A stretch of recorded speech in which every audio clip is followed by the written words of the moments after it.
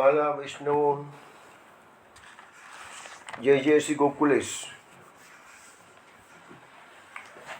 વૈષ્ણવો સત્સંગમાં ગયા અઠવાડિયે આપણે ભગવાન શ્રી કૃષ્ણે બલરામજીને 4 શ્લોકોમાં શ્રી વૃંદાવન ધામનું મહત્વ સમજાયું, તેની ચર્ચા કરી. ત્યાર પછી સુખદેવજીએ 10 શ્લોકોમાં ભગવાનની 10 રસાત્મક લીલાઓનું વર્ણન કર્યું છે.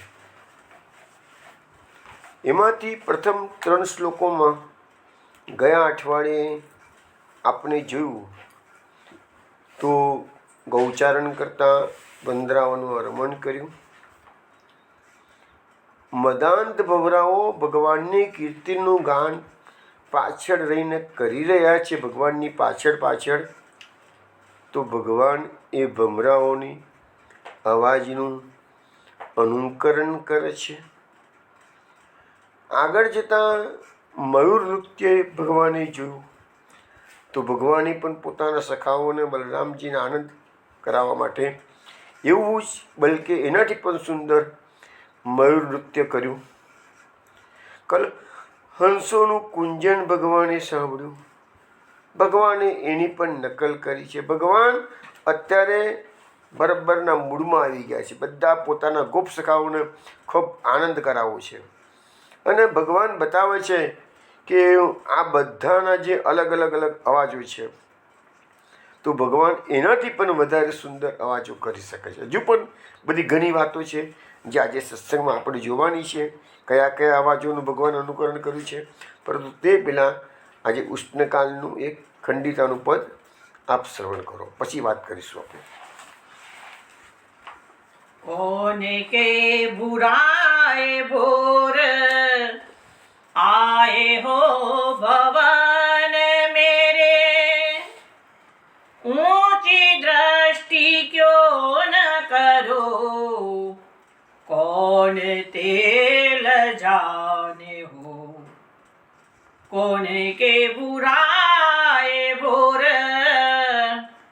आए हो भवन मेरे, ऊंची दृष्टि क्यों न करो, कौन तेल जाने हो. जाहि को भवन भावे ताहि के सीधारो कान, ऐसी कौन चाड़ परी, कौन गही आने हो, कौन के बुराए भोर आए हो भवन मेरे, ऊंची दृष्टि क्यों न करो, कौन तेल जाने हो. बोरी बोरी बातियन मोही बूरवन आए, तुम गिरिधारी जू निपट सयाने हो. कृष्ण दास प्रभु मोहन नागर, मैं लालन नीके कर जान हो. ऊंची दृष्टि क्यों न करो, कौन तेल जाने हो. कौन के बुराए भोर आए हो भवन मेरे, ऊंची दृष्टि क्यों न करो, कौन तेल जाने हो। ऊंची दृष्टि क्यों न करो, कौन ते लजाने हो। વૈષ્ણવ, આ કીર્તન ખંડિતાનું છે, ઉષ્ણકાલ ખંડિતા. આપણે ગયા વખતે થોડા વખત પહેલાં જ શીતકાલ ખંડિતાના ઘણા પદો શ્રવણ કર્યા હતા. એ વખતે ખંડિતાનો ભાવ સમજાવ્યો હતો કે ભગવાન ગોપીને વચન આપે છે અને વચનને ફોલો નથી કરતા અને વચન ખંડિત થઈ જાય છે, તો એને પદોનું નામ છે ખંડિતાના પદો.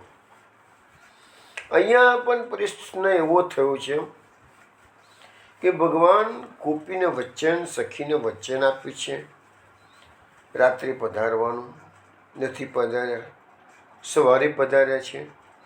એટલે ગોપીને થોડો રોષ છે. એટલે કૃષ્ણનો ઉધળો રહેતા કે છે, કોણ કે બુરાએ બોર આવે હો ભવન મેરે. એ પ્રભુ, તમે આજે કોનાથી ભોળવાઈ ગયા હતા? તો ઠેઠ ભોર એટલે સવારે જ મારા ભવનમાં તમે આવ્યા છો કે છે. હું તો આખી રાત રાહ જોઈને બેસી રહી હતી તમારી કે છે. ઊંચી દ્રષ્ટિ ક્યો ન કરો. ભગવાન તો વાત તો કરતા નથી એટલું જ નહીં, પણ નજર પણ મિલવતા નથી. આપણે જેને કહે છે ને ગુજરાતીમાં કે ભાઈ માણસને થોડું કોઈ ભૂલ કરી બેઠો હોય તો સામે દ્રષ્ટિ પણ ના કરે, નીચું મોઢું ગાળે. આપણું નાનું છોકરું હોય, ઘરમાં તોફાન કરતું હોય, આપણે લડીએ, એમ છોડું કેવું દ્રષ્ટિ નીચી જ કરી દે છે. તો ભગવાન અત્યારે પોતાનો નિર્દોષ ભાવ વ્યક્ત કરવા માટે ગોપીની સામે આંખ પણ મિલાવવાની હિંમત કરતા નથી. અને ગોપી કહે છે, ઊંચી દ્રષ્ટિ ક્યો ન કરે. કેમ અમે સામે જોતા નથી કે છે? કોણ તે લજાને હો. હવે તમને શરમ આવવા મળી છે, વચન ભંગ કર્યો એનું તમને અત્યારે દુઃખ થઈ રહ્યું છે, એટલે તમે સામે દ્રષ્ટિ પણ કરતા લજવાઈ ગયા છો. જાહી કો ગોપી પોતાનો રોષ પ્રદર્શિત કરે છે. જાહી કો ભવન ભાવે તાહી કે સિધારો કાન. પ્રભુ એક કામ કરો ને કે છે, તમને જે ગોપીનું ઘર બહુ ગમી ગયું હોય ને એના ભવનમાં જતા રહો કે છે. ત્યાં જતા રહો, કશો વાંધો નથી કે છે. એસી કોણ ચાડ પરી કોણ ગઈ આને હો. એવી કઈ સખી છે જે તમને પકડી રાખ્યા હતા અત્યાર સુધી કે છે, તો પછી તમે જતા જ રહો ત્યાં પાછા શું કરાઈ આવ્યા છો કે છે. આ ગોપીજનોનો જો ભાવ કેવો છે કે પ્રભુ સાથે ગમે તે ભાષામાં વાત કરી શકે છે. ભૂરી ભૂરી બતિયન મોહી બુરવન આયે. પ્રભુ તમારી વાતો તો બધે મેં ભૂડી ભૂડી કશો મને ખબર છે હવે કે છે. તમારી પોતાની જે નિર્દોષતા સાબિત કરવા માટે તમે ભોળ પણ બતાવશો કે છે. સુંદર સુંદર મીઠી મધુરી વાતો કરીને મને ભોળવશો કે છે. અને મોહી બુરવન આયે, અને મને પછી પાછા બોડવી નાખશો કે છે. મને ખબર છે કે છે. તુમ ગિરધારી જો નિપટ શાને હો. એ ગિરધારી, હું તમને સારી રીતે ઓળખું છું. તમે તો બહુ ચતુર છો કે છે. ગમે તેનો રોષ હોય ને તો એને તમે રોષના આનંદમાં પલટો મારી શકો છો કે છે. કૃષ્ણદાસ પ્રભુ મોહન નાગર મેં લાલન નિકે કર જાણે હો. કૃષ્ણદાસ પ્રભુ કે છે, કૃષ્ણદાસ આને આ કીર્તનની રચના કરી છે. એટલે એ કહે છે કે અહીંયા ગોપી ભગવાનને એક જ વાક્યમાં 3 સંબોધન કરે છે. મોહન, પછી નાગર અને લાલન. અને ભગવાનને મોહન એટલે પેલી ગોપી એનાથી મોહી ગયા હતા અને ભગવાન બધાને મોહી નાખે એટલે નામ પડ્યું મોહન. પછી નાગર એટલે પેલી નાગરી એને અટકાવી દીધેલા એટલે એને નાગર શબ્દથી પ્રયોગ કર્યો છે અહીંયા. અને લાલન તો વ્રતમાં બધાના માટે લાલો તો બધાનો લાલન છે. નિકે કર જાણે હો. અમે તમને બહુ સારી રીતે ઓળખીએ છીએ પ્રભુ, તમે ખાલી બધી એક્ટિંગ જ કરો છો કે છે. એટલે તમે જતા રહો, જે હવે તમને ગમતું હતું તમારે અમારી લાજ શરમ રાખવાની કંઈ જરૂર નથી. આવો ગોપી પોતાનો રોષ, એનો અર્થ એવો ના કરશો વૈષ્ણવ કે ગોપી કૃષ્ણને કાઢી મૂકવાનું કહે છે. ગોપી જાણે છે કે કૃષ્ણ જવાના નથી. આ બધી પ્રેમની ભાષા છે. પ્રેમમાં તો આવું જ હોતું હોય બધું. ચલો વૈષ્ણવ, આપણું આ એક સુંદર કીર્તન બધાએ રસપાન કર્યું છે. હવે આપણે જે 15મા અધ્યાયની લીલા છે એમાં પ્રવેશ કરીશું. થોડીક વાર પહેલાં મેં આપને સમજાવ્યું એ પ્રકારે ભગવાન અત્યારે 10 રસાત્મક લીલાઓ કરી રહ્યા છે. એમાંની આપણે જોયું તો ગુંજન કરતાં ભમરાનું પણ કરતાં સુંદર ગુંજન ભગવાન કરી શકે છે, એ બધાને બતાવ્યું છે.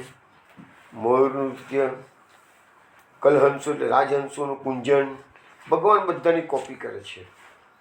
હવે ભગવાનને પોતાના વ્રજની લીલાઓ જ કરવાની છે.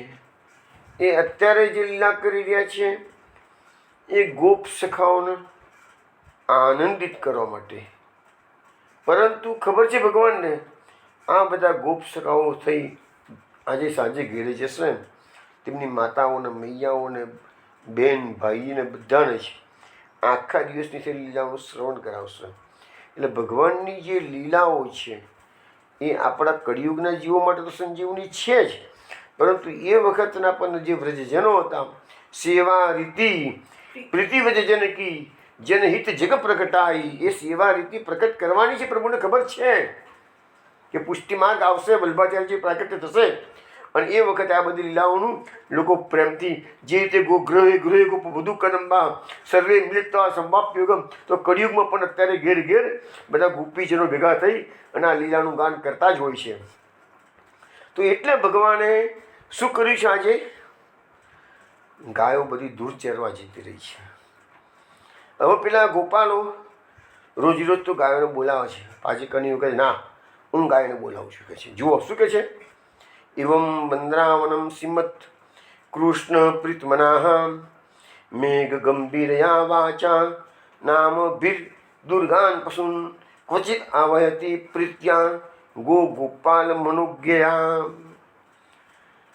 પ્રસન્ન ચિત્તયુક્ત શ્રી કૃષ્ણએ આ વંદ્રાવન ધામની અંદર ગાયોને દરેકના નામ લઈને બોલાવવા લાગે છે.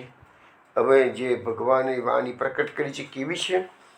તો મેઘના જેવી ગંભીર એક, પછી ગાયો અને ગોપાલોના મનને હરી લે તેવી મધુર.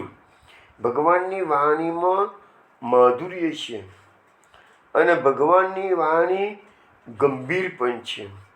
ભગવાનની વાણી કેવી છે? તો દૂર દૂર ગાયો ચરવા ગયેલી છે. ભગવાન વેણુનાદ કરી અને એ ગાયોને પાછી બોલાવે છે. ભગવાનની મુરલીમાં મધુરતા તો છે જ, પણ બીજી વિશેષતા એવી છે કે ભગવાન મુરલીનો નાદ વહેતો કરે છે ને, તો જે ગાયોને બોલાવવાની છે એના નામ મુરલીની અંદર મૂકે છે અને એ ગાયોને એના નામ સંભળાય. ગોરી, ધુમર, ગૌરી, ગંગી, એવી બધી ગાયોના નામ છે. તો ગાડી એ બધી ગાયોને ખબર પડે છે કે આજે ભગવાને મારું નામ લીધું છે, કનૈયો મને બોલાવી રહ્યો છે. ગાયો ગમે તેટલી દૂર ગયેલી હોય તો પણ પાછી આવી જાય. જે લોકો પરિક્રમા કરીએ છે એને ખબર હશે કે 13 કદંબ છે બ્રજમાં, નંદગામની અંદર. ત્યાં પણ આજે એક કદંબ છે. તો આપણે કીર્તન ગાઈએ છીએ ને વૈષ્ણવ, કદંબ ચેડ કાન બુલાવત ગૈયા, કદંબ ચેડ કાન બુલાવત ગૈયા, મોહન મુરલી કો શબ્દ સુનતી જ્યાં ત્યાં તે ઉઠી દૈયા. ભગવાનની મુરલીનો જેવો મધુર નાદ ગૈયાના કાનમાં ગયો કે તરત જ્યાંથી હોય, ઘાસ ખાતી હોય, ચરતી હોય, આરામ કરતી હોય, વાગોળતી હોય, બધું પડતું મૂકીને પ્રભુની પાસે આવી જાય છે. તો જે ગાયોના નામ બોલ્યા છે એ ગાયોને એ નામ સંભળાવો. આવી જ એક બીજી લીલા કેવી છે? જ્યારે રાસ પંચાયત આવશે, ભગવાન મધુરો વેણુનાદ કરીને ગોપીઓને બોલાવશે. તો જે ગોપીઓ પોતાના ઘરના કામો કરતી હતી એ બધા પડતા મૂકી અને વન તરફ પ્રસ્થાન કરે છે. ભગવાન એ વખતે પણ જે ગોપીઓને બોલાવવાના છે એના નામો મધુરી મુરલીમાં વહન કર્યા છે. એ ગોપીઓને એના નામો સંભળાય એટલે ગોપીને શું લાગે છે કે પ્રભુએ મને બોલાવી છે. તો બાજુની સખી ઘરમાં રહે, બાજુના ઘરમાં જે સખી છે એને કહેવાય નથી બેતી કે મેં તો મોરનીનો અવાજ સાંભળ્યો છે, તે સાંભળ્યો છે, ચાલ હું તો જઉં છું, તારે આવું છે, એવું કહેવાય નથી પીધી. એ તો યુઝ્યુઅલી સખીઓ કોઈ જગ્યાએ જાય દહીં વેચવા જલ ભરવા તો એકબીજાને તોડે વળીને એકબીજાને કંપની રહે. પણ અહીંયા તો વેણુનાથ જેવો સાંભળ્યું છે, દૂધ ઉભરાઈ જાય તોય ગોપી દોડી જાય રે રાસ ખેલવા, તો એ ગોપીઓની સ્થિતિ છે. તો જેણે અને આ પાછો મધુરી મુરલીનો નાદ કેવો છે, બધાને નથી સંભળાયો. બધા કહે કે ગોપીઓને બોલાવવાનું તો ગોપીઓને સંભળાવ્યું છે, પણ જે ગોપ સખાઓ હતા એને આનંદ નથી સંભળાયો. તો ભગવાનની આ બધી વિશિષ્ટ મુરલીની જે બધી વિશિષ્ટતા છે ને એ આ બધી વિશિષ્ટતાઓ છે કે ભગવાન એક ગાયોની પાછળ અને ગાયોની પાછળ તો ફરજને બોલે છે નામ, પણ અત્યારે દૂર ગયેલી ગાયો છે એને બોલાવવાનું છે. એટલે ગોવાળિયાઓને સમજાવે છે કે જો ગાયોને કેવી રીતે પોકાર કરાય. એટલે ભગવાન તો ગૌચરણ આ 6ઠ્ઠું વર્ષ છે ભગવાનનું.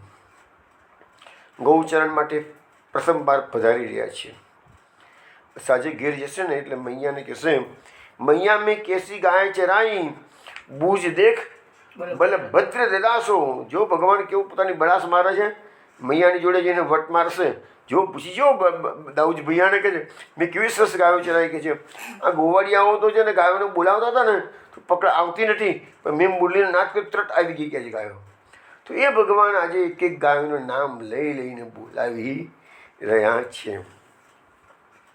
મહાપ્રભુજી આ શ્લોકની સુબોધનીજીમાં કહે છે ભગવાનનું સાયુજ્ય અને મુક્તિ તો ભગવાન આપે ત્યારે જ પ્રાપ્ત થાય. હવે પુષ્ટિ માર્ગમાં મહાપ્રભુજી એમ કહે છે સાયુજ્ય એટલે શું, તો ભગવાન સાથેનું જીવાત્માનું મિલન, એનું નામ સાયુજ્ય. અને મુક્તિ એટલે શું, તો મહાપ્રભુજી કહે છે દુઃખનો સદંતર અભાવ એટલે મુક્તિ. કારણ કે આપણે જે જન્મ મરણના ફેરાઓ ફસાયેલા છીએ અનેક જન્મોથી. હવે તો શું છે, શંકરાચાર્યની ભાષામાં વાત કરીએ તો પુનરપી જનનમ પુનરપી મરણમ પુનરપી જનની જઠરે શયનમ. આ જ મોટામાં મોટું દુઃખ. અને ગર્ભવાસનું દુઃખ એ નરકના દુઃખ સમાન છે. પણ આપણે બધું શું છે મુશ્કેલી ભૂલી જઈએ છીએ. બધું આપણી યાદદાસ્ત બહુ ટૂંકી છે. પૂર્વજન્મ તો આપણે ભૂલી ગયા તો ઠીક છે માની લઈએ, પણ આ જન્મમાં પણ જે ગર્ભવાસ ભોગવીને આવ્યા છીએ એ આપણે ભૂલી ગયા છીએ. જે ભગવાનને વચન આપ્યું હતું કે પ્રભુ તું મને નરકમાંથી મુક્ત કર, હું તારી ભક્તિ કરીશ, એ ભૂલી ગયા આપણે.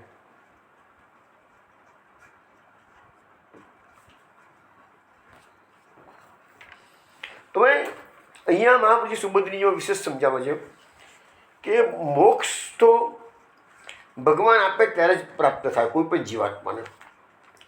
મહાપ્રભુજીની સુબોધનીજીમાં અકૃત સ્તુતિ અમને આવશે 40મા અધ્યાયમાં. એની સુબોધની મહાપ્રભુજી સમજાવે છે કે જીવાત્માનો જ્યારે મોક્ષ એટલે અંતિમ જન્મ હોય ત્યારે 3 લક્ષણો બતાવેલા છે. અને એ વખતે મહાપ્રભુજી વિશેષમાં એમ પણ લખેલું છે સુબોધનીજીમાં કે જ્યારે ભગવાને આ સૃષ્ટિની રચના કરીને એ જ વખતે જે જીવોને સંસાર સાગરમાં વહેતા મૂકી દીધા, પુષ્ટિ પ્રવાહ મર્યાદા મહાપ્રભુજી કહે છે પ્રમાણે, તો એ વખતે જ કયા જીવાત્માનો ક્યારે ઉદ્ધાર કરવાનો છે એ નક્કી થઈ ચૂકેલું કહે છે. અને જે જીવાત્માની જે આધ્યાત્મિક પ્રગતિ છે ને એ પ્રકારે જ થતી. ભગવાનને ખબર છે કે મારે ફલાણા જન્મમાં આનો ઉદ્ધાર કરવાનો છે, પણ જેનો ઉદ્ધાર નથી કરવાનો એના માટે મહાપ્રભુજીએ કહી દીધું હરિનાઈ વિનિર્મુક્તા તે મગ્ન ભવસાગરે. એટલે એ જીવન તો ક્યારે આ વસ્તુ ગમવાની જ નથી. કારણ કે એ લોકો ભટક્યા જ કરવાના છે, દુઃખો પડવાના જ છે. પણ એ લોકોને દુઃખમાં પણ સુખ લાગતું હોય તો ભલે લાગવા દો. અહીંયા કીધું છે કે ભગવાન મોક્ષદાતા છે. હવે શાસ્ત્રોમાં શ્રવણ કીર્તન વગેરે સાધનો ભગવાન સાથે આપણો સંબંધ કરી આપે છે કે છે. હવે જીવનો ભગવાન સાથે સંબંધ થાય તો ભગવાન પણ ભક્ત જેવા ધર્મોનું પાલન કરે છે. જો અહીંયા મહાપ્રભુજી બહુ સરસ વાત શું કહે છે, જીવ ભગવાનને જેવી રીતે યાદ કરે છે એવી રીતે ભગવાન પણ જીવને યાદ કરે. આ પુષ્ટિ માર્ગ છે. પાછો અગેન પુષ્ટિ માર્ગમાં 2 સાઇડેડ સંબંધ છે. ભગવાનને ભક્ત વિના ચેન નથી પડતું, તો ભક્તને ભગવાન વિના ચેન પડતું નથી. આપણું ઉદાહરણ છે ગજ્જન ધાવણનું, જાણીતું એક ઉદાહરણ છે. એવી રીતે આ નિરોધ છે, મહાપુરુષે આપણને નિરોધ લક્ષણ ગ્રંથમાં જઈશું ક્યારેક તો લઈશું. તો નિરોધ એને જ કહેવાય, બંને બાજુનો નિરોધ હોવો જોઈએ. એકલો ને એકલો, જો એકલો નિરોધ હોય તો એ મર્યાદા ભક્તિ થઈ ગઈ. ભક્તને ભગવાન પ્રત્યેનો પ્રેમ થાય તો એ મર્યાદા ભક્તિ, પણ ભગવાનને પણ ભક્ત વાલો લાગે તો એ પુષ્ટિ ભક્તિ થઈ ગઈ. બંને અરસપરસ છે. પહેલાંમાં તો શું છે, વન સાઇડેડ છે. ભગવાનને પેલો મર્યાદા માર્ગી ભક્ત છે, એ ભગવાનની ભક્તિ કરશે, ભગવાનને એની ઈચ્છા પૂરી કરી આપશે, બસ બીજું કશું નહીં. ભગવાન મર્યાદા ભક્તની ઈચ્છા પૂરી કરી આપે છે, પણ એ પૂછી ઈચ્છા, એની ભક્તિનું ફળ એ છે કે એની ઈચ્છા પૂરી થાય. એને પ્રેમથી એની જોડે સંબંધ રાખવાની વાત, તો મર્યાદામાં પ્રેમ આવતો જ નથી, મર્યાદામાં વિધિ આવે છે, અહીંયા પ્રેમ આવે છે. ફરક આટલો છે. હવે કહે છે કે તો પછી શંકા એવી થાય કે જો મોક્ષ ભગવાન આપે ત્યારે જ પ્રાપ્ત થવાનું હોય તો પછી આ બધા શાસ્ત્રોની રચના આપણે ઋષિમુનિએ કરી શું કરવા? મહાપ્રભુજી પોતે આ સંબોધનીમાં પ્રશ્ન કર્યો છે. આપણા ત્યાં સનાતન સંપ્રદાયમાં અનેક ઋષિમુનિઓ થઈ ગયા અને અનેક ઋષિમુનિઓ અનેક પ્રકારના શાસ્ત્રોની રચના કરી છે. આપણા મુખ્યત્વે તો વ્યાસ મહર્ષિએ રચના કરી છે, પણ એ સિવાય પણ ઘણા શાસ્ત્રોની રચના અનેક ઋષિમુનિઓએ કરેલી છે. કે વાલ્મીકીએ રામાયણ બનાવ્યું છે, બાકી મહાભારત છે, 18 પુરાણ છે, એ તો બધું વ્યાસજીએ બનાવેલું છે. હવે પુરુષોત્તમજી લેખવાળા આનો ખુલાસો કરે છે કે શાસ્ત્રોની રચના કેમ છે. તો શાસ્ત્રોમાં જે સાધનો જીવાત્માને બતાવવામાં આવેલા છે, તો એ સાધનોનું અનુસરણ જીવાત્મા કરે એટલે જીવાત્માનું મન ભગવત પરાયણ થઈ જાય. એટલે ભગવત પરાયણ, ભલે તમને ખબર છે કે ભગવાન મોક્ષ આપશે ત્યારે જ જીવાત્માનો મોક્ષ થવાનો છે, પરંતુ આપણને તો ખબર છે જ નહીં ને કે આ જન્મમાં મોક્ષ થશે કે એના પછીના 25મા જન્મે મોક્ષ થશે, એ ખબર નહીં. પણ આપણે તો એવું માની જ લેવું પડે કે જ્યારે જીવાત્માને ભગવત કથાનું ગાન કરવાનું ગમતું હોય તો પછી ભગવાનની કૃપા થઈ ગયેલી છે, એટલે આ જન્મે જ પ્રભુની પ્રાપ્તિ થશે એવો દૃઢ વિશ્વાસ રાખો તો કદાચ ભગવાન 2-4 જન્મનો અંતરાય ઊભો હોય ને તો પણ એક જન્મ પૂરો કરી આપે છે. કારણ કે પુષ્ટિ પ્રભુ કેવો છે? કૃપાળુ છે. આ કૃપાનો માર્ગ છે. એટલે જે સ્પેશિયલ કેસમાં અહીંયા જે કંઈ થાય છે એ બધું સ્પેશિયલ કેસમાં થઈ રહ્યું છે બધું. એટલે શું છે કે હવે એ જીવાત્માને આવો સ્પેશિયલ કેસમાં તમારે પ્રભુની પ્રાપ્તિ કરવી હોય તો શું કન્ડિશન મહાપ્રભુજી આપે છે? દુનિયાની સંબંધો એવા જીવાત્માના સદંતર છૂટી જાય છે અને એવા જીવાત્માનું માત્ર ભગવાન સાથે જ સંબંધ થાય. જ્યારે તમને નંદ કિશોર અમારો ઠાકુર ઓર જગત સબ ફીકો, સુરદાસજી કીધું છે, જ્યારે આ સ્થિતિ તમારી આવી જશે ત્યારે તમે માનજો કે કૃષ્ણએ તમારો હાથ પકડ્યો છે. પરંતુ જો દૂધમાં અને દહીંમાં પગ રાખ્યો હોય તો પછી એ તમારી કૃપા કહેવાય નથી, કહેવાતી એ નથી, પણ એ પૂર્ણ કૃપા નથી. એટલે એને મોક્ષ સુધીની કૃપા કે જન્મ મરણના પ્રારંભથી મુક્તિ થવાની વાત નથી આવતી. પછી તમને કર્મના સિદ્ધાંતો પ્રમાણે જે એપ્લિકેબલ થતું હોય બધું થાય. બાકી એક વસ્તુ છે કે ભગવત કાર્યમાં કોઈ પણ વસ્તુ ક્યારે પણ નિષ્ફળ જતી નથી. નહીં કલ્યાણ કશ્ચતિ દુર્ગતિમ તાત ગચ્છતિ, ગીતાનું વાક્ય છે. હે અર્જુન, શુભ કર્મ કરનાર મનુષ્ય ક્યારે પણ દુર્ગતિને પ્રાપ્ત કરતો નથી. એટલે ભગવત સેવા, ભગવત કથાનું શ્રવણ તમે જ્ઞાનથી કે પણ અજ્ઞાનથી કર્યું છે તેનું ફળ અવશ્ય મળી શકે છે. હવે ભગવાનને જ્યારે જીવે કહેલા સાધનોથી પસંદ થઈને એને ફળ આપવાનો વિચાર કરે છે તેને અધિકાર અને સાધના અનુસાર એને ભગવાન ફળ આપે છે. માટે શાસ્ત્રોની જરૂર છે.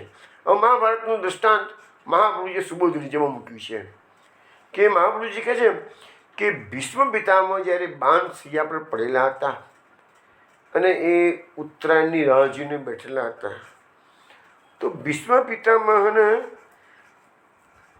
ઉત્તરાયણની ભલે રાહ જોતા હતા, પરંતુ એમને ખ્યાલ આવ્યો કે હવે મારા પ્રભુ મને દર્શન આપવા માટે પધારે તો સારું. તમે જે એ વખતે આપણી વાત તો આપણે પ્રથમ સ્કંદ વખતે બહુ સરસ ડિસ્કશન થયેલી છે. ફરીથી શોર્ટમાં કહી દઉં. ભગવાન રથમાં બેઠા ઉતર્યા, રથમાં બેઠા ઉતર્યા. એક વખત કુંતા માતા ઉતાર્યા, ઉત્તરાયણ. એક વખત ઉત્તરાય ઉતાર્યા, એક વખત યુધિષ્ઠિર ઉતાર્યા. જો ભગવાન ભક્તના ભાવ પ્રમાણે, પણ હકીકતમાં શું છે? ભગવાન એક્ટિંગ કરે છે, નટવર છે ભગવાન. બરાપીડમ નટવર કર્ણયો કર્ણિકારમ. ભગવાન નટોમાં શ્રેષ્ઠ છે. આ બધી એક્ટિંગ છે ભગવાનની. ભગવાન વારંવાર ઉતરે છે. કોના માટે? ભીષ્મ દાદા માટે ઉતરે છે. બતાવે છે કુંતા માતા કે તારા માટે ઉતર્યું, બતાવે છે ઉત્તરાયણ તારા માટે ઉતર્યું છું. હકીકતમાં ઉતરે છે ભીષ્મ દાદા માટે. યુધિષ્ઠિરને શોક ઉત્પન્ન થયો છે. યુધિષ્ઠિરના શોકનો નિવૃત્તિ કરવા માટે ભગવાન કુરુક્ષેત્ર હસ્તિનાપુરથી બધાને કુરુક્ષેત્રમાં લે છે. કુરુક્ષેત્રમાં બાણ છે પર ફોડેલા ભીષ્મ દાદા ભગવાનની રાહ જુએ છે. પ્રભુ, મારો અંતિમ સમય આવી ગયો છે, આપ પધારો, દર્શન આપો. થોડા દિવસો પહેલાં વૈષ્ણવ સત્સંગમાં આ વસ્તુ પર મેં વારંવાર ભાર મૂક્યો હતો કે મારા જીવનમાં એવો દિવસ ક્યારે આવશે, મારા જીવનમાં એવો દિવસ ક્યારે આવશે. તો એ તમે આતુરતાપૂર્વક રાહ જુઓ કૃષ્ણની કે પ્રભુ મારા જીવનમાં એવો દિવસ ક્યારે આવશે કે જ્યારે સંસારના બધા દુનિયાવી સંબંધો મારા છૂટી જાય અને કેવલ હું તારો થઈને રહું. એવા મારા જીવનમાં દિવસો ક્યારે આવશે? એના પર આપણે બધી ઘણી ચર્ચા સરસ કરી હતી. મહાપ્રભુજીએ શું કીધું છે, શંકરાચાર્યએ શું કીધું છે, ચૈતન્ય મહાપ્રભુએ શું કીધું છે, ભરતૃએ શું કીધું છે, ગોપીજનોએ શું કીધું છે, રૂક્ષ્મણીએ શું કીધું છે, એ બધાના વિચારો આપણે ટાંક્યા હતા. અને એ બતાવ્યું હતું કે ભક્તના જીવનની અંદર કાયમ માટે એવો અનુગ્રહ મારા પર પ્રભુ ક્યારેય કરશે. એ ગોપીજનો શું કહે છે? બેઠી રહો શ્યામ ગુણ સમરો રેન દીના સબયામ. ગોપીજનો પર રાહ જુએ છે. પ્રભુ, હું તો એવા દિવસોની કલ્પના કરું છું, બેઠી રહું, બેસી બેસી રહું, શ્યામ ગુણ સમરો, બસ તારા ગુણોનું સ્મરણ કર્યા કરું. રેન દીના સબયામ, રાતના દિવસ અહર્નિશ તારા નામ સ્મરણ, તારા ગુણોનું ગાન થતું જ રહે, થતું જ રહે. તો મનુષ્ય જીવનનું સાફલ્ય એમાં છે. ભીષ્મ દાદાએ પોકાર કર્યો કે પ્રભુ પધારો, તો ભગવાને ભલે 3 વખત રથમાંથી ઉતર્યા છે, પણ ભીષ્મ દાદા પાસે પ્રભુ અંતિમ સમયે હાજર થઈ ગયા છે. તો ભીષ્મ દાદાને મુક્તિ આપવા નથી. હવે ભગવાનને ખબર નથી કે મારે ભીષ્મ પિતાભાઈ જવાનું છે, તો શું કરે રથમાં બેઠા છે? પણ આ બધી લીલા છે કળિયુગના ભક્તો માટે. ધ્રુવજીના આખ્યાનમાં મહાપ્રભુજીએ ધ્રુવજીને પણ યાદ કરી દીધા છે. ધ્રુવજીએ પણ મધુવનમાં તપસ્યા કરી, ભગવાનનું હૃદયમાં ધ્યાન કર્યું. તો પ્રભુ બેઠેલો છે વૈકુંઠમાં, દોડતો આવે છે ધ્રુવજીના દર્શન કરવા, ધ્રુવજીને દર્શન આપવાની, દર્શન કરવા, એવું લખેલું છે. હવે મહાપ્રભુજી સુભદ્રીની એક સુંદર વાત કરે છે. ભક્તો ભગવાનના નામનું સ્મરણ અને કીર્તન એટલા માટે કરે છે કે ભગવાન પણ ભક્તોનું સ્મરણ કરે અને એમને પોતાની નજીક બોલાવી દે. એટલે આપણે ભગવાનના નામ સ્મરણ કરીએ ને તો ભગવાન એની નોંધ લઈ અને વિચારે છે, ના ના હવે મારે પણ આ ભક્તની નોંધ લેવી પડશે ને, મારે એની પાસે જવું પડશે કે છે. તો જેવી રીતે ભક્તો ભગવાનનું નામ સ્મરણ કરે છે, એવી રીતે ભગવાન પણ ભક્તોને સતત યાદ કરે છે, ભૂલતા નથી. પછી આ શ્લોક આપણે જોયો, એમાં એક શબ્દ છે ગો ગોપાલ મનોજ્ઞયા. એટલે ભગવાનની વાણી કેવી છે? તો ગોપાલો અને ગાયોને આનંદ આપનારી છે. એટલે જે ભગવાન પોકાર કરે છે, ગાયોને બોલાવે છે, તો ગાયોને પણ એ મધુર મધુર સ્વર સંભળાય છે, એટલે ગાયો દોડતી આવે છે. અને ગોપાલોને પણ ખ્યાલ આવ્યો છે, સખાઓને ખ્યાલ આવ્યો છે કે સાહેબ આવી રીતે તો ગાયોને બોલાવતા અમને નથી આવડતું. કહે છે આ કનૈયો તો પહેલી વાર ગાયો ચલાવવા આવ્યો, પણ સુંદર રીતે ગાયોને પોકાર કરીને બોલાવી દે છે. હવે આગળ શું કહે છે? ભગવાન જુદી જુદી ગાયોના નામ લઈને શા માટે બોલાવે છે? દરેક ગાયને પોતપોતાના નામ બોલીને બોલાવે છે. હવે આપણે મહાપ્રભુજી પરિવૃદ્ધાષ્ટકમાં એક શ્લોક લખેલો છે, હિ હિ હિ હિંકારાણ પ્રતિપશુવને કુર્વતી સદા. નમદ બ્રહ્મેશેન્દ્ર પ્રભુતિ સુચ મૌનમ ધૃતવતીમ મૃગાક્ષીભિः સ્વેક્ષા નવકુવલયૈર અર્ચિત પદે રતિ પ્રાદુર્ભાવો ભવતુ સતતમ શ્રી પરિવૃઢે. તો એ મહાપ્રભુજી એ પરિવૃદ્ધાષ્ટકમાં પણ આ વાતની યાદ કરે છે કે ભગવાન દરેકે દરેક ગાયોની પાછળ હિ એવા અવાજો કરીને અહીંયા સુબોધનીજી મહાપ્રભુજી કહે છે કે ભગવાન દરેકે દરેક ગાયનું નામ લઈને બોલાવે છે. અને એ સુબોધનીજીમાં ગાયો દૂર ચરવા ગયેલી ત્યાંથી બોલવાની વાત છે. જ્યારે અહીંયા ભગવાન ગાયો ચરાવતા એને પોકાર કરે છે અને કહે છે કે નમદ બ્રહ્મેશેન્દ્ર, બ્રહ્મા, શંકર, ઇન્દ્ર જેવા મોટા પ્રભુતિ મોટા દેવો પણ કે છે તમારી સામે નમસ્કાર કરે છે. તો પ્રભુ તમે એની સામે મૌન ધારણ કરો છો, જોતા નથી, વાત નથી કરતા. પ્રભુ આટલા મોટા દેવો તો એના કરતાં ગાયો વધારે છે, છતાં ગાયોની પાસે વાતો કરે છે હિ કરીને. આવું અમારા પ્રભુનું ચરિત્ર છે, અદ્ભુત ચરિત્ર છે. ભગવાન સામાન્ય વાણીથી બધાને બોલાવે કે છે. તો પછી પ્રભુ એ પશુઓને સમજીને પડવાની કહે છે, તો ભગવાન પાસે પશુ પાછું આવવાની કહે છે. એટલે ભગવાન એના એક એકના નામ લઈને બોલાવે છે. અને અહીંયા મહાપ્રભુજી સમજાવે છે કે મોક્ષના જે જુદા જુદા અધિકારીઓને પણ જાણ થાય કે પ્રભુ એક એક ગાયને પર્સનલી આમંત્રણ આપીને બોલાવી રહ્યા છે કે છે. એટલે ભગવાન જ્યારે જે જીવાત્માને પર્સનલ લેવલ પર સંબંધ રાખે છે તો મોક્ષના અધિકારી થાય કે ભાઈ આ તો સ્પેશિયલ કેસમાં ચલો ભાઈ એને ગમે એટલો ભલે 50 જન્મ પછી મોક્ષ મળવાનું હોય તો પ્રભુએ જ્યારે એનું વર્ણન કરેલું છે કારણ પેલા જે દેવતાઓ અધિકારી દેવતાઓ છે એનું પણ કાંઈ ચાલતું નથી કે છે. ચલો પછીનો શ્લોક લઈએ આપણે. એવં વંદનાવનમ શ્રીમદ કૃષ્ણ પ્રીતમના ચકોર ક્રોંચ ચક્રાવ ભારદ્વાચાંસ્ય બૈરિણ અનુરોતિ સ્મ સત્વાનામ વિત્વદ વ્યાઘ્રસિંહયો. હવે અહીંયા આ શ્લોકમાં એમ કહે છે કે ભગવાન વંદનાનો પ્રસન્ન ચિત્ત થઈને, આ વાક્ય બધા શ્લોકોમાં કોમન છે કે ભગવાન વંદનામાં જે લીલાઓ કરી રહ્યા છે એ પ્રસન્ન ચિત્ત થઈને કરી રહ્યા છે. તો કેટલી લીલાઓ? 10 રસાત્મક લીલાઓ ભગવાનને કરવાની છે. એમાં એક શ્લોક એવો છે, આ શ્લોક હવે જે આપણે બોલ્યા એ કે એમાં ભગવાને એક જ શ્લોકમાં 6 રસોનું ઉત્પાદન કરેલું છે. કુલ આપણા 9 રસ, 10મો રસ ભક્તિ. ભગવાન અત્યારે વંદરાવનની અંદર એ 10 રસ ઉત્પન્ન કરે છે 10 રસાત્મક લીલાઓથી. આ એક જ શ્લોકમાં 6 રસનું ઉત્પાદન થયેલું છે. શું કહે છે કે પ્રસન્ન ચિત્ત થયેલા ભગવાન શ્રી કૃષ્ણ ચકોર પક્ષી, ક્રૌંચ પક્ષી, ચક્રાવહ પક્ષી, ભારદ્વાજ પક્ષી અને મયુર એના જેવા અવાજ કરે છે. એ બધા પક્ષીઓના અવાજ જુદા જુદા હોય. આપણને બધા પક્ષીઓના અવાજ સરખા જ લાગતા હોય, પણ સમજણ ફોરવડે કે ભાઈ કાગડો કાકાચ કરતો હોય, ચકલી ચીચી કરતી હોય એવું આપણે સમજીએ. પણ એ સિવાય દરેક પક્ષીઓની અમુક પ્રકારની જ બોલી હોય.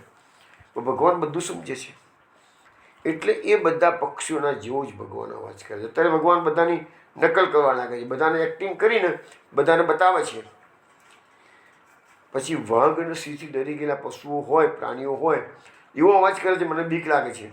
વાઘ અને સિંહની ત્રાડ પડે, ગર્જના થાય તો બીજા બધા મૃગલા નાના પશુ પક્ષીઓ હોય એ કેવા ગભરાઈટના દોડાદોડી કરી મૂકે છે. તો ગભરામણ થઈને તો એવી રીતે ભગવાન પણ અહીંયા શ્રી કૃષ્ણ ભગવાન પણ એ ડરી ગયેલા પશુઓના જો વાઘનસિંહની કોપી નથી કરતા. જો બધા વાઘનસિંહની કોપી કરે તો વંદરાવનના બધા પશુ પક્ષીઓ પલાયન થઈ જાય, વંદરાવન ખાલી થઈ જાય તો પછી ભગવાનને તકલીફ પડે, પાછી લીલા કરવાની મુશ્કેલી પડે ને. એટલે ભગવાન શું કરે છે? વાઘનસિંહની કોપી નથી કરતા. વાઘનસિંહની ત્રાડથી જે પશુઓ ગભરાઈ ગયા છે એનો અવાજની અનુકરણ ભગવાન કરે છે. એટલે મહાપ્રભુજીએ નામ આપ્યું વય પ્રતિકૃતિ સ્વર્ણ એવું નામ મહાપુરુષે આપ્યું. અને અગાઉના શ્લોકમાં ગોપાલાના જેવો અવાજ કરવાનું કીધું એટલે મહાપુરુષે નામ પ્રકટ કર્યું ગોપાલાનું કૃતિ સ્વર્ણ. ગોપાલોના જેવી અનુકરણ અવાજનું કર્યું એટલે ગોપાલાનું કૃતિ સ્વર્ણ આવ્યું. અને અગાઉના શ્લોકમાં આ શ્લોકમાં વય પ્રતિકૃતિ સ્વર્ણ એટલે કે પક્ષીઓનો પ્રતિકૃતિ કરતા અવાજો ભગવાન કરી શકે છે. અને એવું અત્યારે કરીને બતાવ્યું. હવે કહે છે કે પહેલાં ચકોર પક્ષીની વાત મહાપુરુષે સુબોધની જેમ કરે છે. મહાપુરુષ કહે છે કે ચકોર પક્ષી અંગારાનો ચારો ચારે છે કે છે એને એનાથી એના શરીરમાં અગ્નિ ઉત્પન્ન થાય છે.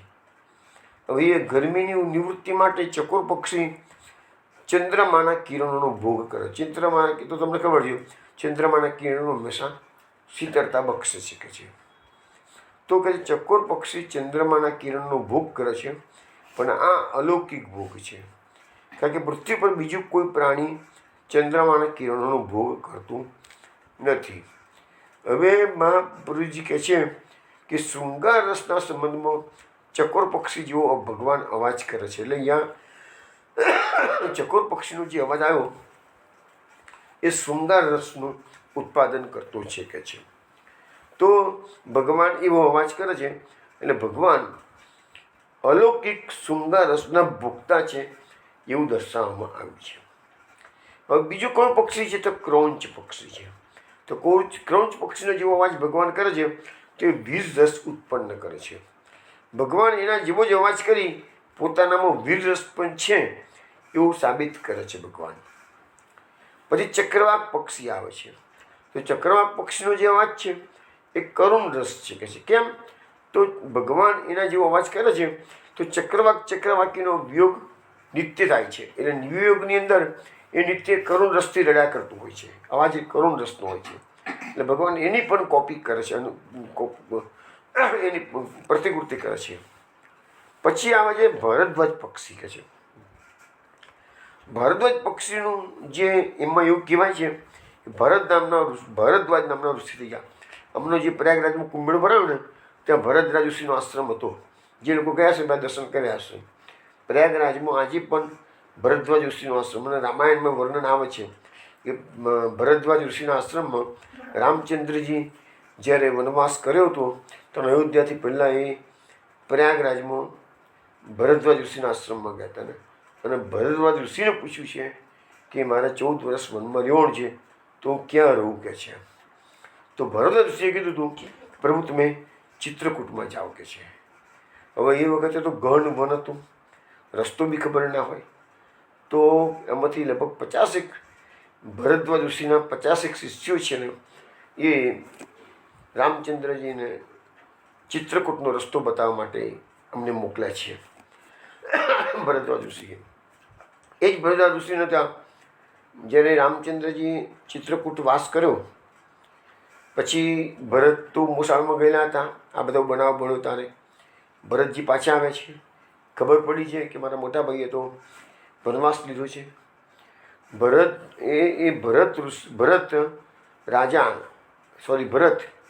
અયોધ્યાવાસીઓને લઈને ગુરુજનોને લઈને લશ્કર લઈને રામચંદ્રજીને મનાવવા માટે ચિત્રકૂટ જવા નીકળે છે. પણ રસ્તો ખબર ના હોય ને ચિત્રકૂટનો ક્યાં છે અથવા તો ચિત્રકૂટ ક્યાં ગયા છે એ બી કોઈને ખબર ના હોય.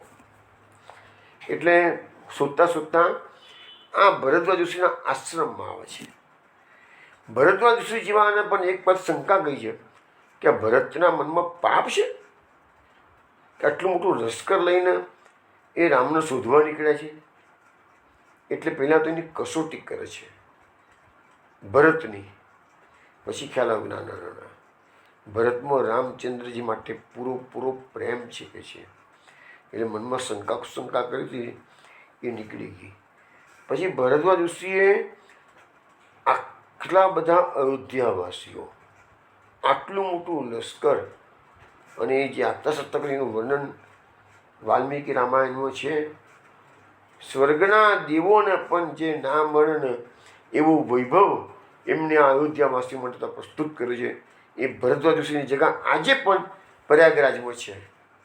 તો મહાપુરુષજી એનો ઉલ્લેખ કરે છે કે ભરદ્વાજ ઋષિનું જે વીર્ય છે ને એ ધ્રુજાચી નામની અપ્સરાને જોઈને સ્ખલિત થયું અને એમને પછી વાસણમાં રાખવામાં આવ્યું અને એમાંથી જે પ્રકટ થયું એ દ્રોણ, જે મહાભારતમાં દ્રોણાચાર્ય આવે છે એ દ્રોણનો જન્મ ત્યાંથી થયો। આવો અદ્ભુત રીતે દ્રોણાચાર્યનો જન્મ થયો એટલે દ્રોણાચાર્યનું નામ પણ ભારદ્વાજ પડ્યું। પેલું ભારદ્વાજ ઋષિનો પુત્ર પણ નામ પણ ભારદ્વાજ થયું, પેલું ભરદ્વાજના ભારદ્વાજ। અને આ ભારદ્વાજ પક્ષી છે એમાં પણ આવો અદ્ભુત રસ પ્રસિદ્ધ છે એટલે અહીંયા આમાં અદ્ભુત રસ ચોથો બતાવવામાં આવેલું છે કે છે એટલે ભગવાને પણ પોતાનામાં અદ્ભુત રસ છે એ પ્રકટ કરવા માટે ભારદ્વાજ પક્ષીના જેવો અવાજ કરેલો છે। પછી આવે છે ભગવાન મોરનું નૃત્ય, તો આપણે થોડી વાર પહેલાં જોયું, પણ ભગવાન મોરનું નૃત્ય તો કરે છે પણ મોરના જેવું હાસ્ય પણ કરી શકે છે એટલે ભગવાને એને અહીંયા હાસ્ય રસ પ્રકટ કર્યો છે। પછી હવે આ 5 પ્રકારના પક્ષીઓનો જેવો અવાજ કરી અને ભગવાને 5 રસો પ્રકટ કરેલા છે। કયા કયા? શૃંગાર રસ, વીર રસ, કરુણ રસ, અદ્ભુત રસ અને હાસ્ય રસ। હવે આવે છે વાઘનસી। વાઘનસીથી જે પક્ષીઓ ડરી ગયા હોય, પશુઓ ડરી ગયા હોય, એ ડરના માર્યા કેવો અવાજ કરે છે તો એ બી ભગવાન કોપી કરે છે। તો એને અહીંયા ભયાનક રસ કીધો છે કે છે એટલે છઠ્ઠો રસ ભયાનક રસ આવ્યો કે છે। એટલે આ જે શ્લોક હું હમણાં તમને સમજાવ્યું એમાં ભગવાને કુલ 6 પ્રકારના રસો પ્રકટ કરેલા છે। આપણે વાત કરવાની છે કુલ 10 રસોની। હવે એના પછીનો જે રસ આવશે ને એ બીભત્સ રસ ભગવાને પ્રકટ કર્યો છે। એ શું કહે છે? એવં વંદ્રાવને શ્રીમદ કૃષ્ણ પ્રીતમના ક્વચિદ કિરા પ્રેશાંતમ ગોપુસંગોપવર્ણમ સ્વયં વિશ્રમ્યત્યાર્થ્ય પાદ સંવાહનાદિભિ। એટલે કહે છે કે વંદ્રાવન પ્રસન્નચિત્ત શ્રી કૃષ્ણ ક્રીડાથી બહુ થાકી ગયા હોય ત્યારે ગોપોના ખોળાનું ઉસકો કરીને સૂતેલા બલરામજીને ભગવાન સ્વયં પગ દબાવી એમનો શ્રમ દૂર કરે છે। હવે જો અહીંયા બીભત્સ રસ કેમ કહેવામાં આવે છે? ભગવાન નાના છે, બલરામજી મોટા છે। ભગવાન નાના ભાઈ મોટા ભાઈની સેવા કરે એ ભગવાને આદર્શ સ્થાપિત કર્યો છે। એટલે થોડા દિવસ પહેલાં મેં તમને સદાચાર પ્રતિષ્ઠાતા શબ્દ મહાપુરુષજી મૂક્યો છે પુરુષોત્તમ સહસ્રનામમાં, તો એમાં જે સદાચારની વાત આપણે કરી હતી, ગયા અઠવાડિયે જ કરી હતી, તો એ પણ અહીંયા સદાચાર છે કે નાનો ભાઈ મોટા ભાઈની સેવા કરે। અહીંયા નાના ભાઈ ભગવાન સ્વયં છે, મોટા ભાઈ કોણ છે તો શેષાવતાર લક્ષ્મણજી છે, સોરી હા લક્ષ્મણજીનો અવતાર છે। હવે ભગવાને અગાઉના જન્મમાં લક્ષ્મણજી નાના ભાઈ હતા, રામચંદ્રજી મોટા હતા, તો લક્ષ્મણજીએ રામચંદ્રજીની ઘણી મોટી સેવા કરી છે।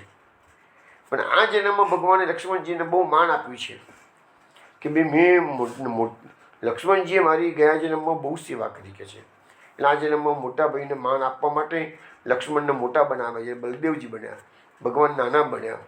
પરંતુ ગયા જન્મમાં લક્ષ્મણજીએ તો રામચંદ્રની ઘણી સેવા કરી છે। એમ કહે છે ને કે ચિત્રકૂટવાસ કર્યો તો 12 વર્ષ સુધી લક્ષ્મણજીએ નિદ્રાનો ત્યાગ કર્યો હતો। આજે પણ ચિત્રકૂટમાં કામદગીરીની મેં થોડા વખત પહેલાં વાત કરેલી, એ કામદગીરીની પરિક્રમા કરતાં વચમાં લક્ષ્મણ પહાડી નામની જગ્યા આવે છે જ્યાં રામચંદ્ર સીતાસદ રાત્રે પોઢી ગયા હોય ઝૂંપડીમાં અને બહાર લક્ષ્મણજી વીર મુદ્રાની અંદર ધનુષ્યબાણ હાથમાં લઈ અને ચોકી પર ઊભો રહે છે રાત્રે આખી રાત।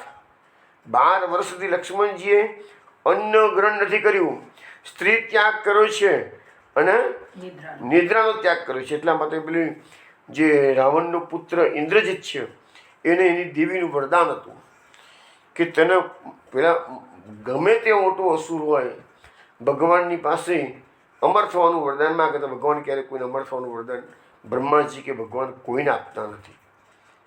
એટલે એને બહુથી એટલું કહી શકે, એવું વરદાન આપે કે જલ્દી મરે નહીં એવું કરી શકે। એટલે ઇન્દ્રજીતે માગ્યું એની દેવીની પાસે કે મને અમર બનાવી દે કે છે. હવે અસુરને અમર બનાવો તો શું હાલત થાય? અહંકાર થઈ જાય, દેવોને મારી નાખે, બધા દેવોને તો હલકો. એટલે દેવીએ કીધું કે સારું, હું તને અમર તો નહીં પણ અમર થઈ શકું એવું વરદાન આપું. કેમ? જે માણસે 12 વર્ષ સુધી નિદ્રાનો ત્યાગ કર્યો હોય, સ્ત્રી ત્યાગ કર્યો હોય અને અન્નનો ત્યાગ કર્યો હોય, એ જ તને મારી શકશે. તો 12 વર્ષ સુધી આ 3 વસ્તુનો ત્યાગ કરવાની હિંમત કોની હોય? તો એ લક્ષ્મણજીને એના માટે કરવું પડ્યું હતું. તો જે ઇન્દ્રજીતને મારી શકે, તો ઇન્દ્રજીતને કોઈ ના મારી શકે, રાવણના પુત્રને. તો એ લક્ષ્મણજીએ તો ઘણી સેવા રામચંદ્રજી કરી છે, પણ આ જન્મમાં ભગવાને બલરામજીની એવી કઈ સેવા કરી હોય એવું ભાગવતમાં કે મહાભારતમાં કોઈ જગ્યાએ એવો મોટો ઉલ્લેખ થયો. અહીંયા આ શ્લોકમાં ઉલ્લેખ આવે છે કે ભગવાને બલરામજીના પગ દબાવ્યા, ચરણ દબાવ્યા છે. બલરામજી સૂઈ ગયેલા હોય તો ભગવાન બલરામજી કીધું સૂઈ ગયેલા છે, ગોપોના ખોળામાં ઓસુકું કર્યું છે અને ભગવાન બલરામજીના ચરણ દબાવી રહેલા છે. આ એક જ પ્રસંગ એવો આવે છે કે ભગવાને બલરામજીની સેવા કરી હોય. બાકી એ સિવાય કોઈ જગ્યાએ હું તો પૂછું કે બલરામજીનું જે પાત્ર છે શેષાવતારનું, ઓન ધી કોન્ટ્રારી ભગવાને બલરામજીનું માન ભલે જાળવ્યું છે, નથી જાળવ્યું એવું પણ નથી કહેતા આપણાથી, પરંતુ દરેક જગ્યાએ ભગવાને પોતાનું ધારેલું જ કર્યું છે. દાખલા તરીકે સુભદ્રાનું હરણ અર્જુન લેવા આવ્યો હતો તો બલરામજીની ઈચ્છા દુર્યોધનના પાંચનો શિષ્ય હતો બલરામજીનો, દુર્યોધન. તો ભગવાને કેવો પ્રપંચ કર્યો તમે જાણો છો કે અર્જુને કીધું તું ભગાડી જા કે તું સુભદ્રાને ભગાડી જા કે છે. તો ભગવાને જ એને ભગાડી જાય. બલરામજી લડવા ગયા તો અટકાવી દીધો. એવો બીજો પ્રસંગ તમને કહું. દુર્યોધન અને ભીમનું ગદા યુદ્ધ ચાલતું હતું. બલરામજી તીર્થયાત્રા કરતા કરતા તકડ આવી ગયા. દુર્યોધન બલરામજીનો પ્રિય શિષ્ય છે, એટલે બલરામજી ને બે યુદ્ધ કરતા કરતા ભીમ જ્યારે ગદાનો પ્રહાર જંગ પર કરે છે જે યુદ્ધના નિયમોની બહાર છે, એટલે નિયમોનો ભંગ થયો, કારણ બલરામજી ક્રોધે ભરાયા છે, ભીમને મારવા તૈયાર થઈ ગયા છે. કારણ ભગવાને પોતાની યુક્તિથી ભીમનું પ્રોટેક્શન કર્યું છે, બચાવી દીધા છે ભીમને. તો બલરામજીની ફાવા નથી દીધી. આપણે ભૂલવું ના જ કરે કરતો, પણ અરે વસ્તુ જે જ્યારે લીલાઓનું આપણે ગાન કરવા બેઠા છીએ અને એનાલિસિસ થોડું કરીએ ત્યારે ખ્યાલ આવે છે કે થોડું ગમે તેમ હોય પણ કૃષ્ણએ પોતાનું પ્રભુત્વ આ જન્મની અંદર પૂરેપૂરું, પોતે પ્રભુ છે, જગતનો નાથ છે, એ પૂરેપૂરું પ્રભુત્વ બતાવ્યું છે. જરાય કચાશ રાખી નથી કે છે હું જ સર્વ કહીશ છું, હું જ સર્વશ્રેષ્ઠ છું, મારું જ પૂજન કરો, મન બનાવ ભક્તો બધા જીમાન નમસ્કરું. ગીતામાં એને પોકારી કીધું છે સર્વધર્માન પરિત્યજ્ય મામ એકમ શરણમ ભજમ અહમ ત્વામ સર્વાભિભૂ મોક્ષ ઈચ્છામી છે. આવી છાતી ઠોકીને વાત કરનાર કૃષ્ણ સિવાય બીજો કોઈ અવતાર થયો નથી જે આટલી સુંદર વાતો કરી શક્યા છે. એટલે જ કૃષ્ણ આપણે બધાનો પ્રિય છે અને એટલે જ મહાપ્રભુજીએ કૃષ્ણ સેવા સદાકાર્યનું આપણને સમજાવણ આપી છે. તો બલરામજીના પગ દબાવે છે, ચરણ દબાવે છે ભગવાન. તો અહીંયા લખ્યું છે જગતનો નાથ બલરામજીની સેવા કરે છે. તો એ અહીંયા શું થયું? બીભત્સ રસ. પણ આ કૃષ્ણ માટે નવાઈની વાત નથી. દેખો દુરો કુંજ કુટીર મેં બેઠો પલોટત રાધિકા પાયણ. કૃષ્ણને તો બલરામજીની સેવા કરી એટલું નહીં, રાધિકાજીના ચરણની સેવા કરી. જાઓ તમે વંદરાણમાં, આજે બી સેવા કુંજ છે જ્યાં શ્રી કૃષ્ણ રાધાજીના ચરણો દબાવે છે. બલરામજી તો મોટા ભાઈ છે, પણ રાધાજી તો એમની પ્રિયતમા જે સ્વામિનીજી છે એની પણ સેવા કરી છે ભગવાને. તો ભગવાનનું અદ્ભુત ચરિત્ર છે. અરે રાષ્ટ્રીય યજ્ઞમાં પહોંચી જઈએ આપણે. યુધિષ્ઠિર રાષ્ટ્રીય યજ્ઞ ચાલે છે. ભગવાનને શ્રેષ્ઠ પૂજન માટે, મુખ્ય પૂજન માટે નિયુક્ત કર્યા છે. બધા ઋષિમુનિઓ ભેગા થઈ અને સર્વશ્રેષ્ઠ પૂજાનો અધિકારી કોણ છે? તો કીધું શ્રી કૃષ્ણ છે. સરસ, એ જ શ્રી કૃષ્ણ જેનું જે સભાની અંદર મુખ્ય પૂજન થયું છે એ જ કૃષ્ણ ઋષિ મુનિઓના ચરણ પ્રક્ષાલન કરે છે. એ જ કૃષ્ણ એથી પત્રાળી ઉઠાવે છે. જીવા આ બીભત્સ રસ છે, આ બધો બીભત્સ રસ છે. કૃષ્ણ સર્વશ્રેષ્ઠ જગતનો માલિક, જગતનો નાથ, એક સામાન્યમાં સામાન્ય કામ કરે આપણા માટે. એ મુક્તા ગયા છે. બેટાઓ વૈષ્ણવો, તમે આ કલિયુગમાં જન્મ લઈને આવો ને ત્યારે આવા બધા તમે નમ્રતા બતાવજો, અભિમાન ના રાખશો, દીનતા પ્રકટ કરજો. એ બતાવવા માટે આપણને પોતે દીનતાનું પ્રતિક બતાવ્યા છે. પોતે દીનતા પ્રકટ કરીને બતાવી છે આપણને. તો પુષ્ટિ માર્ગના પાયામાં મહાપ્રભુજીએ એટલે દીનતા લીધી છે. એટલે અહીંયા મહાપ્રભુજી સુબોધનીમાં કહે છે કે ઉત્તમ પુરુષ હલકાથી હલકું પણ કાર્ય કરે ત્યારે એને બીભત્સ રસ કહેવાય છે. તો ભગવાને આજે એ મોટા ભાઈના ચરણની સેવા કરીને જગતનો નાથ છે એ ભૂલી ગયા છે. પોતે કહે છે ભૂલ ગયે ઠકુરાઈ. અને એ પેલું આપણે અર્જુનનું પણ વાત આવે છે ને, કહે છે કે પ્રેમ કે બસ પારસ રસ થાક્યું, ભૂલ ગયે ઠકુરાઈ. ભગવાન ત્યાં પણ અર્જુનનો સારથી બન્યા છે. એ પણ તમે જુઓ, ડ્રાઈવરનું કામ ભગવાને કર્યું છે. પોતાના સખા અર્જુનના બનેવી તરીકે નહીં, પોતાના સખા તરીકે કર્યું છે કામ. બલરામજી કીડાથી થાકી ગયા હતા. ભગવાન એમના પગ દબાવવાની સેવા કરતા હતા. કીડા એટલે કઈ? તો બલરામજી ભગવાન સાથે મલ્લ ક્રીડા કરેલી શીખે છે, એમ લખે છે. એમ કહે છે કુસ્તી કરેલી શીખે છે. ને એના કારણે બલરામજી થાક લાગ્યો. તો કુસ્તી કરી તો કૃષ્ણને થાક ના લાગ્યો હોય, એટલા બલરામજીને થાક લાગ્યો હોય. પણ તો એ ભગવાને એને મોટા ભાઈ તરીકે પૂરું માન આપી દીધું છે. પછી એમાં લખ્યું છે ગોપો સંગોપબરણમ. એટલે ભગવાન બલરામજી ગોપોના ખોળામાં ઉસીકું કરીને સૂઈ ગયેલા છે અને ચરણ સેવા કૃષ્ણ કરી રહ્યા છે કે છે.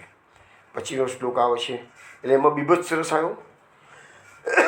પછીનો શ્લોક આવે છે એવમ બંદ્રાવણે શ્રીમદ કૃષ્ણ પ્રીતમનાઃ નૃત્ય તો ગાયત ક્વાપી ઉદ્યતો વલગતો મિધ ગૃહિત હસ્તો ગોપાલાન હસંતો પ્રસંતું.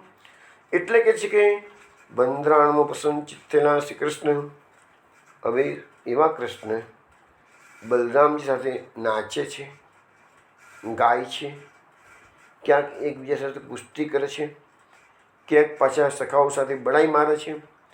પછી કે છે ગ્વાલ બાલોના હાથ પકડીને બધાને હસાવે છે અને વખાણ કરે છે બધાના. એટલે ભગવાન અત્યારે બાળ લીલા એની ફૂલ ફોર્મમાં ચાલી રહી છે કે છે. ભગવાન વૃંદાવનમાં આવ્યા છે, પ્રસન્ન ચિત્ત છે. પ્રીતમના શબ્દનો પ્રયોગ કર્યો છે. પ્રસન્ન ચિત્ત છે એટલે બધાને આનંદ કરાવે છે કે છે. અને આપણે કે છે નંદદાસ બોલી કે જેવું આપણી હાલત છે કે છે. નંદરાય દેત ફૂલે નંદદાસ બોલી કે. તો એ જે નંદદાસજી ગાઈ ગયા છે તો આપણી પણ એ હાલત છે. આપણે કે આ બધું વાંચીને સાંભળીને બોલીને આપણે કે એનો આનંદ લઈ રહ્યા છીએ. સુબોધનીજીમાં મહાપ્રભુજી કહે છે કે અહીંયા જ્યારે પહેલવાનો કુસ્તી કરતા હોય તો આને રૌદ્ર રસ ઉત્પન્ન કરે છે અંદર. તો અહીંયા ભગવાને ગપ સખાઓ સાથે કુસ્તી કરી છે, બલરામ સાથે કુસ્તી કરી છે અને રૌદ્ર રસ ઉત્પન્ન કર્યો છે કે છે. તો ભગવાનની આ જે લીલા છે એ રૌદ્ર રસયુક્ત છે. મહાપ્રભુજી આ લીલા માટે કારિકા લખી છે કાય વાંગ મનોવીર્ય દ્યુક્તમ અયુક્તમ પીડકમ ચ તત ચતુર્વિધા મલ્લ લીલા સ્તુયતે હરિના મુદા. એટલે કાયા વાણી અને મનથી જે યોગ્ય છે અને જે પીડાકારક હોવાથી અયોગ્ય છે એવી ચારે પ્રકારની કુસ્તીથી ભગવાન પ્રશંસા કરે છે. ભગવાને અહીંયા 4 પ્રકાર કરે છે. શું કર્યું છે? તો કાયા વાણી અને મન. શું કહે છે? તો અહીંયા લીલા ભગવાનની 4 એક જ શ્લોકમાં 4 પ્રકારની લીલા કઈ. તો નૃત્ય કર્યું છે ભગવાને બધા સાથે રહીને મજાક મસ્તી કરતાં તો એ કાયાની લીલા છે. એટલે કાયાની લીલા કરી. પછી ભગવાન આ ગોપ સખાઓની સાથે એમના વખાણ કરે છે એટલે ગાન કરે છે તો એ વાણીની લીલા થઈ કહેવાય. પછી ગોપ સખાઓની બડાઈ મારે છે તો એ મનની લીલા થઈ કહેવાય. અને એકબીજા સાથે કુસ્તી કરે છે તો એ શારીરિક કાર્ય કર્યું છે ભગવાને. એટલે આમ 4 પ્રકારની લીલા થઈ, કાયાની, વાણીથી, મનની અને શારીરિક ક્રીડા. એમ 4 પ્રકારની લીલા કહેલી છે. અને લખ્યું છે કે બાળકોની મજાક પણ કરે છે, પ્રશંસા પણ કરે છે એ લોકોને. અને ટૂંકમાં કે છે ને આપણે ધીંગા મસ્તીકો, મજાક મસ્તીકો, એ પ્રકારની ભગવાનની લીલા અહીંયા થઈ રહી છે. હવે લીલા આવશે શાંત રસની. એવમ વંદનાવનમ શ્રીમદ કૃષ્ણ પ્રીતમના ક્વચિત પલ્લવ તલ્પેશુ નિયુદ્ધ શ્રમ કસિત વૃક્ષ મુલાશ્રયસે તે ગોપોસ્તમ ગોપભરણ.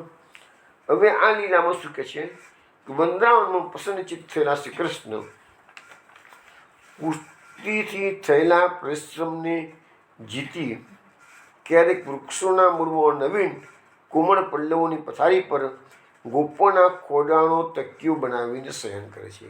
હવે જો બલરામજી થાકી ગયા છે કુસ્તી કરીને, એટલે ભગવાને એમની 5 સંવાણ લીલા કરી છે, એટલે ભગવાને એમના ચરણ દબાયા છે. એટલે મહાપ્રભુજીએ નામ પ્રકટ કરેલું કે બલશ્રમ નિરાકૃતિ અને સદાચાર પ્રતિષ્ઠા. 2 નામો મેં તમને યાદ રહી એ શ્લોકમાંથી મહાપ્રભુજી પ્રકટ કરેલા છે એ ખરું. હવે અહીંયા શું કહે છે કે ભગવાન પોતે પણ થાકી ગયા છે, એટલે જે ગોપ સખાઓ એમના છે એમને વૃક્ષોના મૂળમાં સુંદર સુંદર પુષ્પોની કે નવીન પલ્લવોની પાંદડાઓની સુંદર મજાની પથારી કરી છે. અને પ્રભુને કીધું આપ પ્રભુએ પોટી જાઓ કે છે.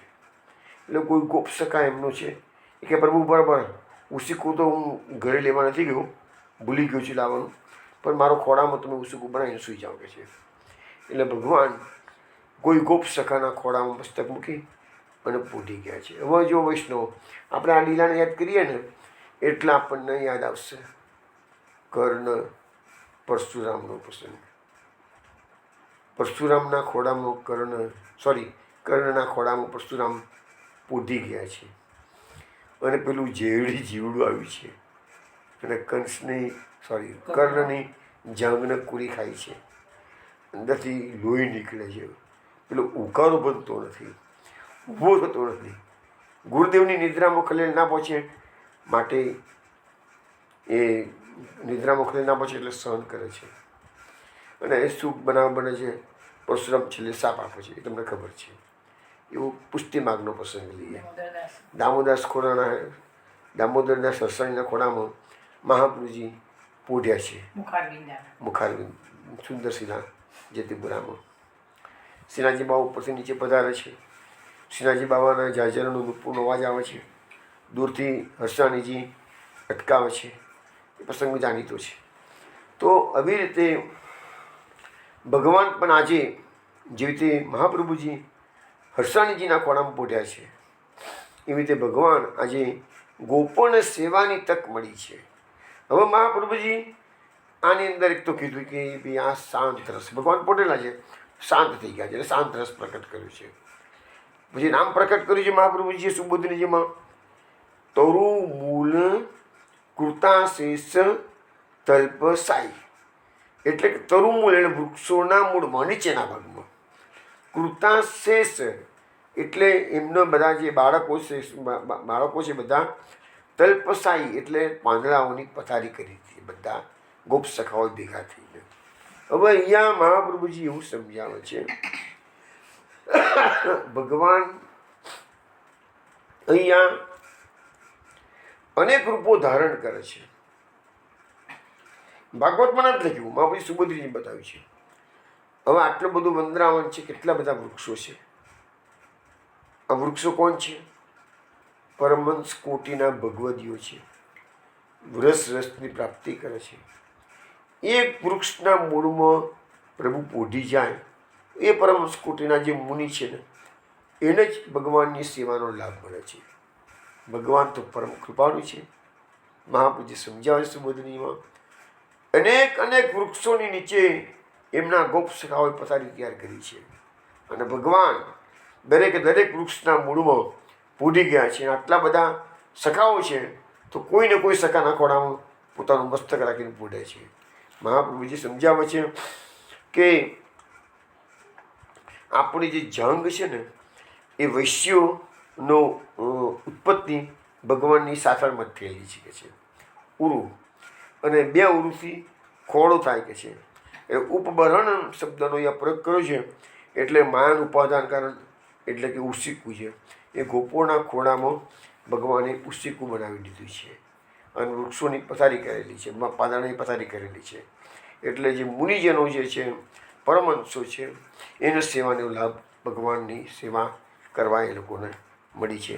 તો આવો ભાવ મહાપ્રભુજીએ પ્રકટ કરેલો છે.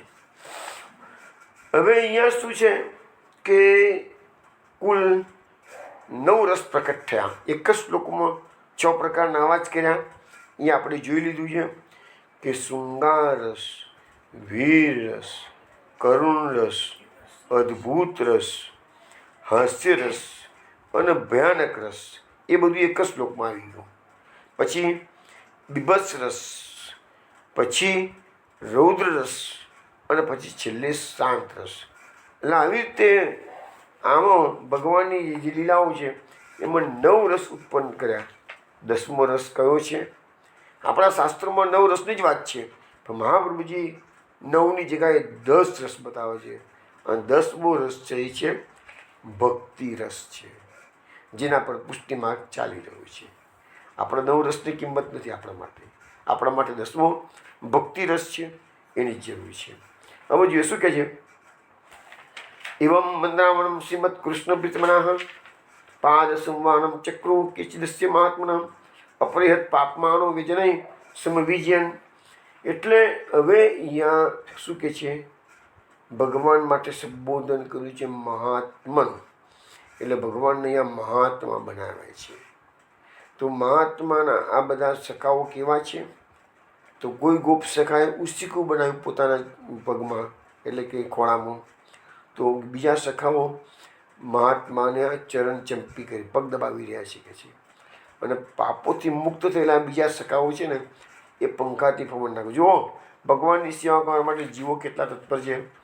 વૃક્ષો પરમહંસ કોટીના મુનિઓ છે, એના મૂળમાં ભગવાન સ્ફોટી રહ્યા છે. એટલે વૃક્ષોને એક આનંદ આપ્યો છે કે પથારી બનાવી દીધી વૃક્ષોની, એટલે મુનિઓ પોતે પથારી બની ગયા છે. માનો ને ગોપો છે, એને ખોળામાં ઉસીકું બનાવીને બતાવ્યું, ભગવાનને બનાવ્યું. પાદ સંવાન, કેટલાક ગોપો છે ભગવાનની ચરણ સેવા કરી રહ્યા છે. કેટલાક ગોપો છે ભગવાનને પંખો નાખી રહ્યા છે. જુઓ, ભગવાનની સેવા કરવા માટે કેટલા તત્પર છે બધા. તો હવે આ 9 રસની સામે આ એક આવ્યો બધાનો કયો રસ છે? આ સેવા છે એ ભક્તિ રસ છે. સેવા એટલે ભક્તિ સેવા, બાકી ભક્તિ માર્ગનું મુખ્ય લક્ષણ જ સેવા છે. ભક્તિ માર્ગનું મુખ્ય લક્ષણ જ સેવા છે. તો અહીંયા 10મો રસ આવ્યો, ભક્તિ રસ આવ્યો. હવે અહીંયા મહાપ્રભુજી કહે છે કે ભગવાનના જે સખાઓ ભગવાનની ચરણ સેવા કરે છે, તો આ 9ધા ભક્તિમાંની પાદ સેવન ભક્તિ નથી, આ તો દાસ્ય ભક્તિ છે. ચરણ સેવા લક્ષ્મીજી જે ભગવાનની કરે છે ને, તો એ પાદ સેવન ભક્તિ કહેવાય છે. પરંતુ ગોપ સખાઓ જે ભગવાનની ચરણ ચંપી કરે છે એ દાસ્ય ભક્તિ છે. અને દાસ્ય ભક્તિ એ સખ્ય પછીની દાસ્ય ભક્તિ છે કે છે. એટલે એ વસ્તુ યા છે. અને હત પાપમાનો શબ્દ મૂક્યો છે, એટલે કે પાપનું જેનો પાપો દૂર થઈ ગયા છે એવા સખાઓ ભગવાનનું પંખાથી સેવા કરે છે. એટલે એક વસ્તુ સમજી લેવો કે ભગવાનની સેવા કરવાનો અધિકાર કોને છે? જે નિર્દોષ છે, જે પાપ રહિત છે એને છે. તો જ ભગવાનની સેવા કરી શકો, અથવા તો ભગવાનની સેવા કરવાનું તમને મન થાય. પણ એ સિવાય જે લોકો અંદરથી પાપ હોય ને એને ભગવાનની સેવા કરો. પછી ક્રિયાત્મક કરતા વસ્તુ જુદી છે, પણ પ્રેમથી જે લોકો સેવા કરતા હોય એ અંદરથી પાપ, અહીંયા લખ્યું છે કે હત પાપમાનો, એટલે પાપ રહિત જીવાત્માઓ આ બધા ગોપો છે. પણ અમે ભગવાનની નજીકમાં ગયા હોય એ બધા પાપ રહિત હોય તો જ ગયેલા હોય. તો આવી રીતે અહીંયા આપણને એક આ ભગવાનની 10 રસની લીલાઓ અહીંયા વર્ણન કર્યું છે. હવે એ 10 લીલા તો થઈ ગઈ છે, પણ એના પછીના જે શ્લોકો છે એ કાલ રાત્રે 8 વાગે આપણે મળીશું. ત્યારે શું આગળ વાત કરીશું એ તમને સમજાવીશું. ચલો દોસ્તો, જય શ્રી ગોકુલેશ, જય શ્રી ગોકુલેશ, જય શ્રી ગોકુલેશ.